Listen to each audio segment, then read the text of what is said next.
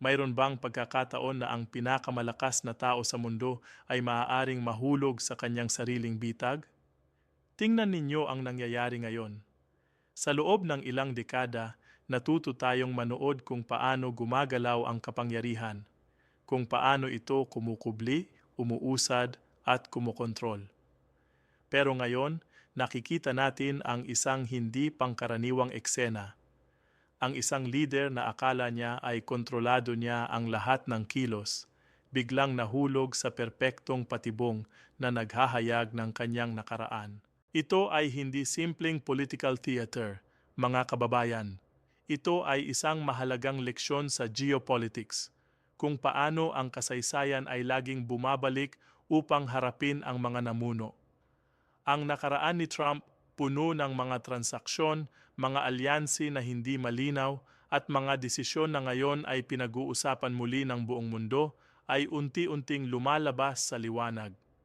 At ang katanungan na dapat nating itanong, sino ba talaga ang may kontrol? Ang taong nasa poder o ang sistemang matagal nang naghihintay ng tamang oras upang ilantad ang katotohanan? Sa video na ito, susuriin natin kung paano nangyari ang pagbagsak na ito, kung sino ang mga may pakana, at ano ang ibig sabihin nito sa hinaharap ng pandaigdigang kapangyarihan. Dahil sa mundong ito, walang sikreto ang nananatiling nakatago magpakailanman. Mga kasama, hayaan ninyong sabihin ko sa inyo kung ano talaga ang nangyayari sa likod ng mga headline na nakikita ninyo. Ang isang tao na matagal nang naglalaro sa larangan ng kapangyarihan ay ngayon ay nakaharap sa isang sitwasyong hindi niya inaasahan. Si Donald Trump, ang taong akala ng marami ay higit na matalino kaysa sistema, ay nahulog sa isang bitag na matagal nang hinanda. At alam ninyo ba kung bakit ito nangyari? Dahil sa mundo ng geopolitics, ang bawat kilos ay may kapalit, ang bawat desisyon ay may konsekwensya, at ang bawat nakaraan ay may paraan upang bumalik at humarap sa iyo. Naalala ko noong ako ay nasa serbisyo pa, may natutunan akong mahalagang aral. Ang mga tao na sobrang kumpiyansa sa kanilang kapangyarihan ay madalas na ang pinakamahinang target. Bakit? Dahil sila ay nakakalimot na may mas malalaking puwersa na gumagalaw sa likod ng eksena. Hindi lang ito tungkol sa politika. Ito ay tungkol sa kung paano gumagana ang mundo, kung paano ang mga bansang makapangyarihan, ang mga institusyong pang-ekonomiya, at ang mga taong may kontrol sa mga linya ng kapangyarihan ay gumagalaw ng sabay-sabay upang makamit ang kanilang mga layunin. At si Trump, sa lahat ng kanyang tapang at lakas ng loob, ay hindi nakaligtas sa patibong na ito. Tingnan ninyo kung ano ang tunay na nangyayari. Mula nang bumalik si Trump sa political arena, maraming mga aksyon ang kanyang ginawa na tila nagpapakita ng kalakasan. Ang kanyang mga pahayag, ang kanyang mga deal, ang kanyang paraan ng pakikitungo sa ibang bansa, lahat ay parang ipinakikita na siya ang kontrolado ng sitwasyon. Pero sa ilalim ng lahat ng iyan, may mga puwersa na tahimik na gumagalaw. Ang mga intelligence agencies, ang mga financial institutions, ang mga dating kaaway na ngayon ay nagkakaisa. Lahat sila ay may isang layunin, ilantad ang mga sikretong matagal nang nakatago sa nakaraan ni Trump. At ang perpektong pagkakataon ay dumating nang siya mismo ay gumawa ng mga aksyon na nagbukas ng mga pinto sa kanyang sariling pagbagsak. Isipin ninyo ito ng mabuti, mga kababayan. Sa mundo ng intelligence at ng global power politics, walang bagay na nangyayari ng walang dahilan. Ang bawat leak ng impormasyon, ang bawat pahayag ng dating opisyal, ang bawat dokumento na biglang lumilitaw, lahat ay bahagi ng isang mas malaking estratehiya. At si Trump, sa kanyang pagnanais na muling makuha ang kapangyarihan at kontrolin ang narrative, ay naglakad mismo sa isang landas na naghihintay na ng mga taong handang gumamit ng kanyang mga dating kasalanan laban sa kanya. Ito ay isang classic na tactical move sa geopolitics. bigyan ang kalaban ng sapat na lubid upang siya mismo ay mabitag sa kanyang sariling gawad. Ang nakakatakot dito, at ito ang dapat nating maintindihan, ay hindi lang ito tungkol kay Trump bilang isang individual. Ito ay tungkol sa kung paano gumagana ang sistema ng pandaigdigang kapangyarihan. Nakita na natin ito dati. Tumingin tayo sa kasaysayan kay Nixon noong Watergate, kay Marcos noong People Power, kahit sa mga leader ng ibang bansa na akala nila ay ligtas na sila sa accountability. Ang kasaysayan ay paulit-ulit na nagtuturo sa atin na walang sinumang leader, gaano man kasigasig at kalakas, ay maaaring tumakas sa kanyang nakaraan habang buhay. May darating na punto kung saan ang lahat ng mga transaksyon na ginawa mo sa dilim, ang lahat ng mga deal na alam mong hindi tama, ang lahat ng mga alyansi na ipinagkanulo mo, lahat ay babalik upang harapin ka. At ngayon, nakikita natin ito sa real time. Ang mga dating advisor ni Trump, ang mga taong malapit sa kanya noon, ay nagsisimulang magsalita. Ang mga financial records na matagal nang nakatago ay unti-unting lumalabas. Ang mga koneksyon sa foreign powers na hindi maintindihan ng ordinaryong tao noon ay ngayon ay isa-isang inilalantad. At lahat ng ito ay nangyayari hindi dahil may isang malakas na individual na nagtulak nito, kundi dahil ang sistema mismo, ang deep state, ang mga institusyong pangkapangyarihan, ang international intelligence community ay nagdesisyon na ito na ang tamang oras upang ilantad ang katotohanan. Pero bakit ngayon? Bakit hindi noon pa, noong siya ay presidente? Ito ang tanong na dapat nating itanong. At ang sagot dito ay nakasalalay sa isang mas malalim na pag-unawa sa kung paano talaga gumagana ang kapangyarihan sa mundo. Ang mga institusyong ito ay hindi gumagalaw ng walang plano. Sila ay strategic. Sila ay naghihintay ng perpektong timing.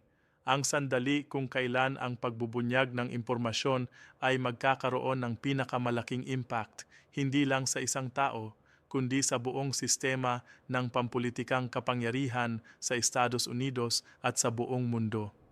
At ngayon, sa panahon kung kailan si Trump ay muling naglalayong makuha ang pinakamataas na posisyon, sa panahon kung kailan ang kanyang mga sumusuporta ay naniniwala na siya ay ang sagot sa lahat ng problema, dito dumating ang pagbubunyag. Dahil sa ganitong oras, ang impact ay hindi lang personal. Ito ay institusyonal. Ito ay historikal. Mga kababayan, gusto kong ipaalala sa inyo na ang nangyayari ngayon ay hindi simpleng away sa politika. Ito ay isang malaking laban para sa kontrol ng narrative ng kasaysayan. Sino ba ang talagang may kapangyarihan sa Estados Unidos? Ang mga botante? Ang mga nasa gobyerno? O ang mga institusyong hindi nakikita ng karaniwang tao pero kontrolado ang financial systems, ang intelligence networks, at ang global military alliances? Ang pagbagsak ni Trump sa bitag na ito ay nagpapakita sa atin kung sino talaga ang may kontrol. At ang katotohanan ito, kahit nakakatakot, ay dapat nating tanggapin at maintindihan.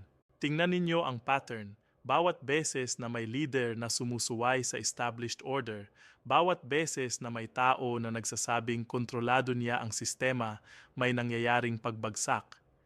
Hindi ito conspiracy theory, ito ay historical pattern. Ito ay kung paano ang mga malalaking institusyon ay nagpoprotekta sa kanilang kapangyarihan. At si Trump, sa lahat ng kanyang lakas at yabang, ay hindi ligtas sa pattern na ito. Siya ay nahulog sa trap dahil akala niya ay siya ang pinakamagaling, akala niya ay kontrolado niya ang lahat. Pero sa katotohanan, siya ay bahagi lamang ng isang mas malaking laro. Isang larong ang mga tunay na players ay hindi nakikita sa TV, hindi sumasalita sa rallies, pero sila ang tunay na gumagawa ng mga desisyon na nakakaapekto sa buong mundo. At ano ang ibig sabihin nito para sa atin, sa Pilipinas, sa ordinaryong mamamayan na nanonood ng lahat ng ito mula sa malayo? Ito ay nangangahulugan na dapat tayong maging mapagmatsyag. Dapat tayong maintindihan na ang mundo ay hindi ganoon kasimple gaya ng nakikita natin sa balita. Ang bawat political drama ay may mas malalim na layunin. Ang bawat pagbubunyag ay bahagi ng isang strategic plan. At kung tayo ay hindi magiging kritikal sa ating pag-iisip, kung tayo ay basta na lang maniniwala sa kung ano ang sinasabi sa atin, tayo rin ay maaaring mahulog sa ating sariling trap.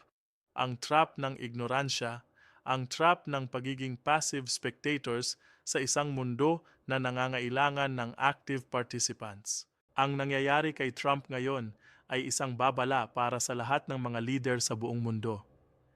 Ito ay nagpapakita na kahit gaano ka man kalakas, kahit gaano ka man kayaman, kahit gaano ka man kapopular, kung ang nakaraan mo ay puno ng mga maling desisyon, kung ang iyong mga transaksyon ay puno ng kadiliman, darating ang araw na lahat ay babalik sa iyo. At hindi ito dahil sa karma o swerte. Ito ay dahil may mga sistema at mga institusyon na gumagawa ng tahimik upang siguraduhin na ang accountability ay mangyayari kahit matagal ang proseso, kahit komplikado ang daan. Kaya ngayon, habang nanonood tayo ng pagbagsak na ito, habang nakikita natin kung paano si Trump ay nahuhulog sa perpektong bitag, dapat tayong mag-isip ng malalim. Dapat tayong magtanong, ano pa ang mga sikretong nakatago? Sino pa ang mga taong dapat managot sa kanilang nakaraan? At higit sa lahat, ano ang papel natin sa lahat ng ito? Dahil sa huli, ang kapangyarihan ay hindi lang nasa kamay ng mga malalaking tao.